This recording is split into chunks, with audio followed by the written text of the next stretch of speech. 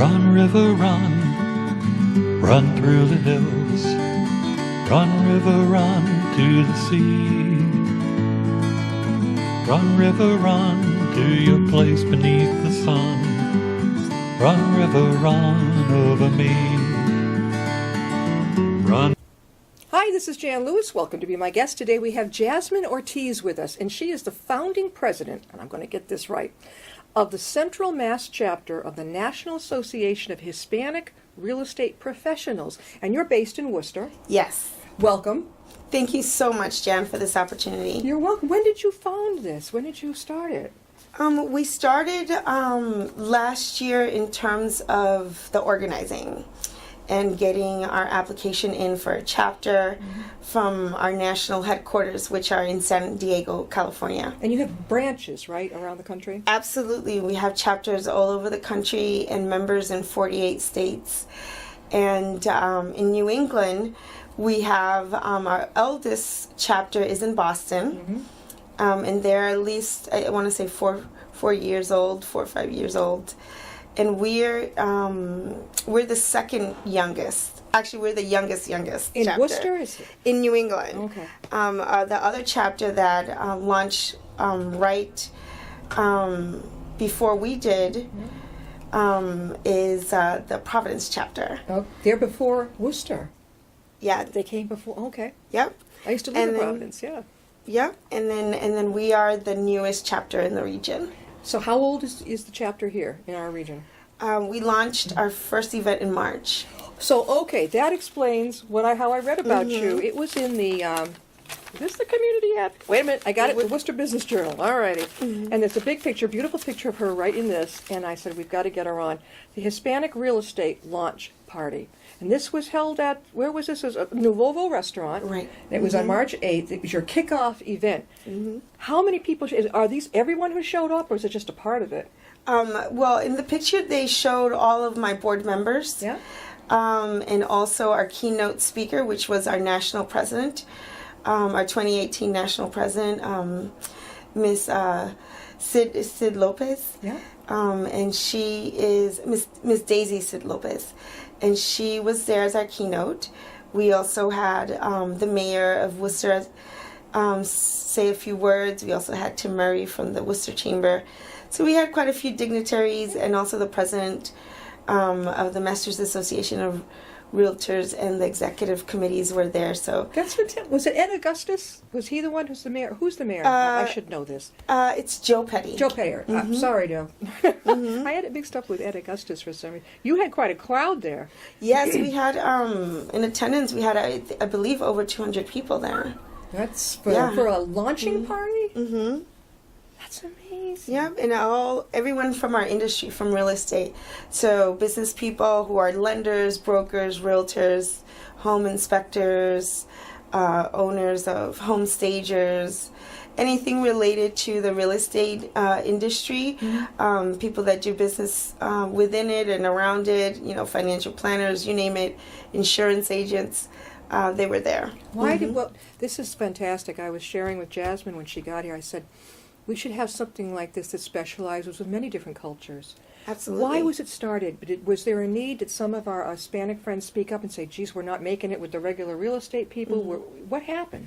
Well, I know NAREP came about under HUD, under the Housing Department, when Henry Cisneros was the head during Bill Clinton as an idea, and then Gary Acosta just ran with it, and he is the CEO of our headquarters and our There are 30,000 members and 70 chapters throughout the country. Yeah. Now, and counting. The chapters and are counting? Yep. Every month, I believe, or definitely every year cycle, every quarter cycle, there's definitely new chapters opening across the country. Before we forget, we're going to say it a number of times. How can they reach you? Absolutely. You can reach me via our NAREP Central Mass Facebook website. We also have a direct link there, as well as my email is jasmineortiz@kw.com, where you can reach me. We're also going to be launching our LinkedIn page and our personal chapter website soon. And if they want to know a little bit more about what we're doing on a national level, they can go on narup.org. Where are you located in Worcester if someone wants to go in person to meet you?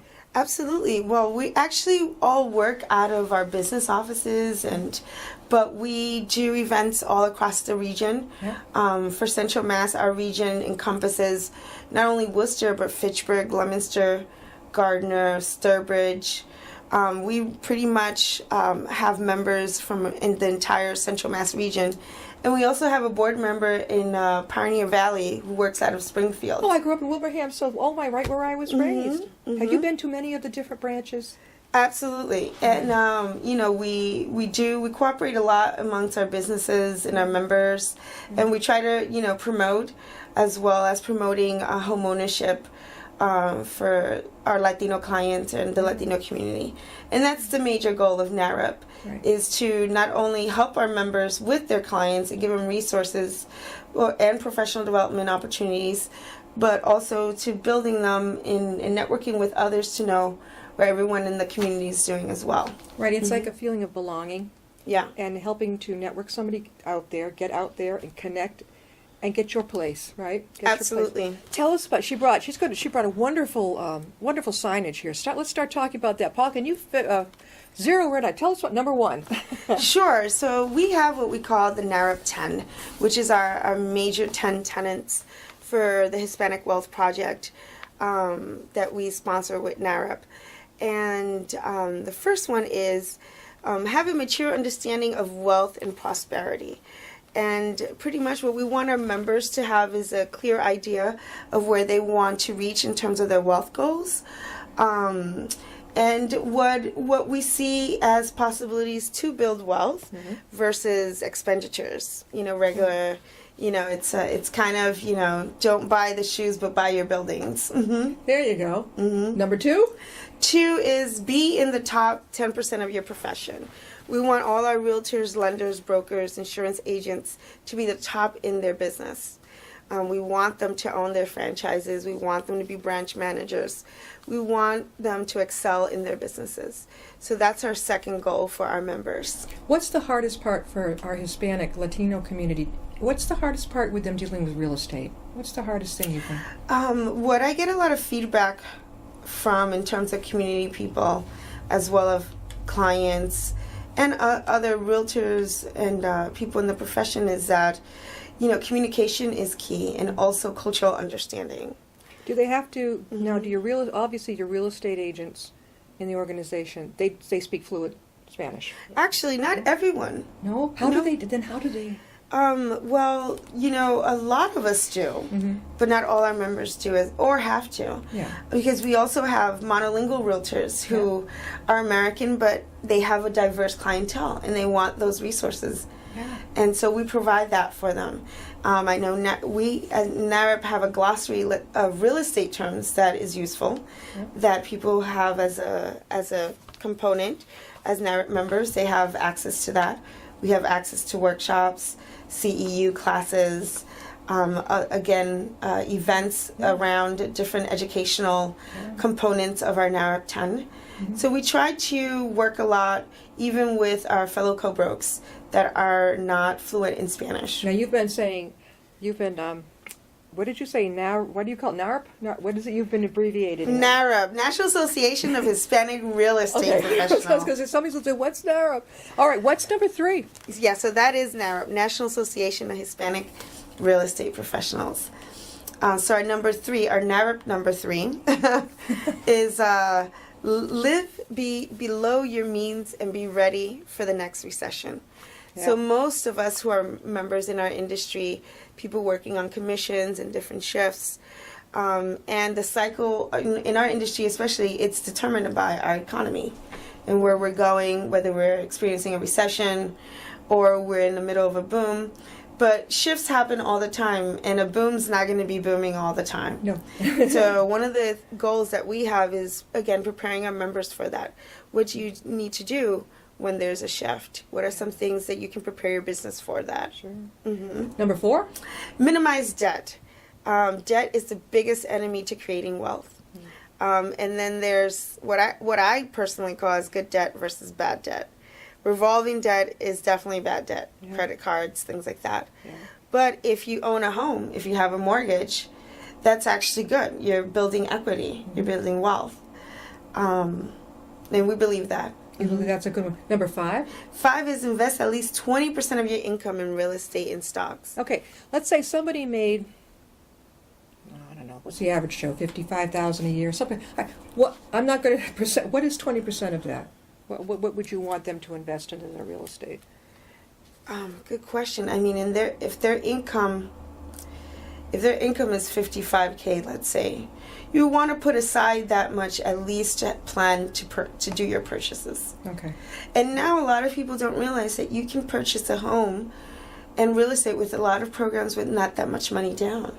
Yeah, I've heard about this. Mm-hmm. So no longer do you have to have like A 20 conventional. you don't have to. No, there's different programs. Mm-hmm. There's all kinds of programs for first-time home buyers, veterans, folks that want to, let's say, live in a rural area. Mhm. You know, the federal government still has the USDA program Yeah. to encourage individuals who want that. Yeah. Or It was Fannie Mae and Fannie Freddie. Yeah. What is the other one? Fannie Mae and what's the other one? Fannie Mae, Freddie Mac. Freddie Mac. Mhm. They're still in. They still Yeah. exist. Mm-hmm. What's number 6?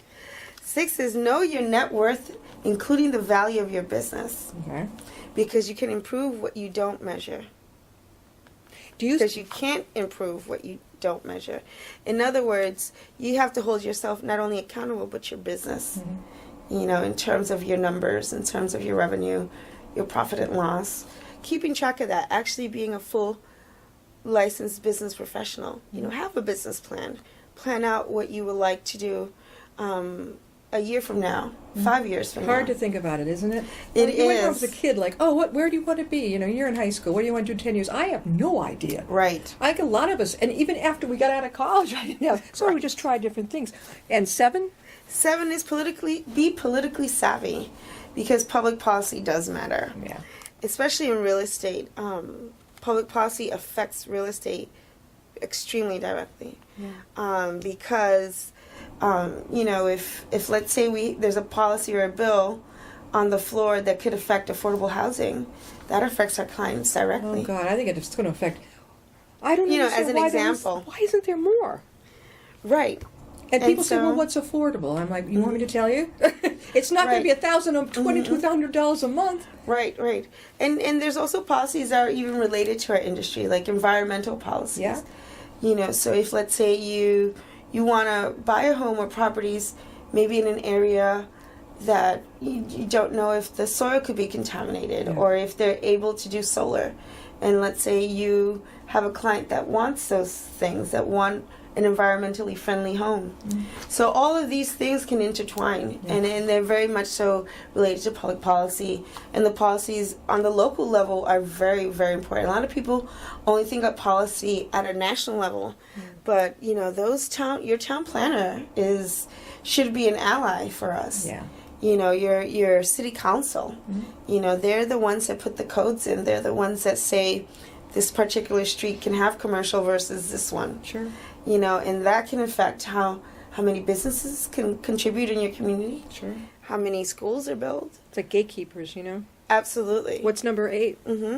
8 is be physically fit, because wealth without being healthy is meaningless. You haven't got your health, you know. Yeah. You know, really. Absolutely. You know, having that time for yourself, wellness. You know, some people like yoga or like Zumba, and some people just like a walk. You know, 3 times a week, but something that you can incorporate in your life, Yeah. right? That can give you that balance, that Yeah. rest. Number 9? 9, be generous with people who are less fortunate. Philanthropy is big for us. That's big with me. It's always been that way. Philanthropy. Always feeding but your I don't spirit. I don't meet many people who are like that. They think it means money. I'm like, no. If you don't have to give money, give it yourself. Spend a few. You know. Absolutely. And, you know, there's so many organizations that our fellow members have participated in, and other local chapters have, you know, organizations like Habitat for Humanities. It's a big one because they're related to our mission, you know, in terms of building homeownership. Sure. And I know that we've had chapters across the country who've done projects with them. Mm-hmm. And, you know, there's other things that we can do and that we will be doing as an association in our region. We are talking with Jasmine Ortiz, and Jasmine is the founding president of, in Worcester, the Central Mass chapter of the National Association of Hispanic Real Estate Professionals. Again, how can they reach you? They can reach me directly if you would like to send an email. Is jasmineortiz@kw.com. If you would like to know more about our association, you can go on narep.org and you can click on Central Massachusetts chapter. I think this is a fantastic idea. Do you think it's going to catch on with some other cultures that would need a little boost? Absolutely, and you know what? They do have their associations. Okay. I know that ARIA, and I'm actually an ARIA member as well. What's ARIA? Is the Asian Real Estate Association of Realtors and Brokers. Absolutely, and they have a Boston chapter. There's also an LGBT Association of Realtors. Yeah. And also the Women's Realtors Council. Yeah. So we definitely have different ethnic groups and gender associations that are very focused on different issues pertaining to those communities. Absolutely. A lot of people, I mean, a lot of the cultures, everybody is getting priced out of living where they want to be. Right. They can't afford the rent. Right now, it's a seller's market, right? You know, the prices are high. Mm-hmm. That's got to be discouraging to so many people who come to you, right? You got to really be strong. Right, and you have to really know what's going on in your market, in your particular local market as well, to help your clients navigate that, and also the different creative ways they may need in terms of financing, or you know, different maybe exploring neighborhoods that they may not be able to even look at, you know, or ever thought as a possibility that they would be able to buy a home there. Mm-hmm. How about, do you help them with, what do you call it when you buy a house, or you want to buy it, and you have someone come in, what's the name again? They come in and investigate the house to see if, I can't think of the name of it. They come in to see if everything's working right, if there's anything like lead paint, things like that. I mean, the home inspector? Home inspector, there you go. Do you help with that? Do you guide them? Do you have someone on staff that can help them? Oh, we have members who are home inspectors, absolutely. Oh, it's so good. How many real estate agents do you have at your group? Right now, we have about 100 official members, 200 attendees, and we had about 15 business sponsors and partners for our first event, and we're growing. And you're growing. If somebody wants to connect with you, Jasmine. Now you said you're all at different locations. Can they come and visit you? Like once they connect with you, and we'll say it online, right? If you don't want to, but you're welcome to come and meet with them and talk with them about what their wants and needs are and this type of thing. Absolutely. Okay, so you can meet in person okay, that is so important. It is. Now, number 10, last but not least. And the last one is be active in the lives of your family and children. That's very important. Yeah. Familia is very, very important for us in the Hispanic community. Absolutely. Yeah. And we feel that, without family, how can we reach our goals without that support system? And you're the power of example to your children. Absolutely. What do you do when you have a family come in and say, we want to get a house, but we can barely afford this apartment? We're working, 2 or 3 jobs. Mm-hmm. I don't know what to say to people. I mean, I know my own son is renting in Worcester, and my God, for only a 2 or 3 little ancient apartment, the rent is ridiculous. Right. The landlord is great. He's very nice, but the rent, I'm looking at this place and I'm thinking, well, how many rats, how many mice, how many bugs? I mean, really. To me, it should be just torn down and built again. I feel, it just isn't right. A lot of landlords are not good, and they're not taking care. Do you help people find apartments, too? We do have members that do that. And we have members who are property managers and work for property management companies. And that's usually their realm. And the realtors that work with them are very specialized. Because renting, especially in the apartment market, is very different than the process for purchasing a home. When I first was renting, I thought back in the what was it, the early 90s? I thought 400 a month was a lot Right. for like a little row apartment. Mhm. Oh my God, what they're paying for now. Right. It's a lot. Mhm. So again, we're talking with Jasmine Ortiz, and she is the founding president of the Central Mass chapter of the National Association of Hispanic Real Estate Professionals in Worcester. And we were chatting about it. Our Latino community, they're coming, I think maybe they're getting fed up with too much of the city, and they're coming out more, to enjoy the suburbs. But the prices, would you say they're higher out here than they are in the city? I think it all depends on the town Yeah. and the area where people want to live. And I believe there's a lot of different factors why people are shifting in terms of demographics. Sometimes the city can't accommodate everyone in terms of population growth. We're not building fast enough right now. So that's part of the reason why you're seeing more individuals, more people in general reaching out in the outskirts of the suburbs, in the towns. And also pricing. There's certain regions that are much more affordable than we anticipate. And also, we're also seeing shifts of people coming out from the greater Boston area out here to our region. How long have you been in real estate? There's different Jasmine? shifts right now. How long have you been doing this? I've been in business for 6 years. 6 years. personally. Did you go to school to learn, or you took the course locally, or? Yeah, there's plenty of real estate schools in the area where if one wanted to become a realtor, they can attain their license, which is usually the first step. I got to hand it to you because you've got to know. Let's say if you took my husband and I to see a place, Sure. you've got to know the stats. You've got to know all the math. Absolutely. The math alone to be able to help them if they ask you. You're good at math. Yes, you definitely have to crunch numbers. At some point, you definitely have to crunch numbers, whether it's at the beginning of a deal or at the end. Yeah. Can they call you anytime and leave a message? Absolutely. Okay. One more time. How can they reach you? They can reach me at Jasmine Ortiz at KW on my personal email business line, and if they want to look up. Our website is through narup.org, and they would click under chapters through Central Massachusetts.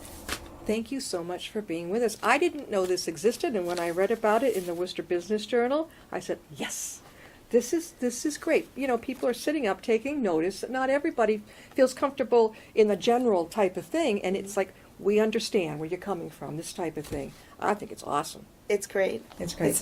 It's a great organization. I'm loving every minute. I can tell. And we have a great board of directors ready to serve everyone in our region. Do you have children? No. No children. I was going to say, I can picture you as a mom of 2 or 3 little ones. No, not yet. Right. Thanks so much, Jasmine. Thank you so much. All right, we'll see you next time on Be My Thank Guest. you. Good.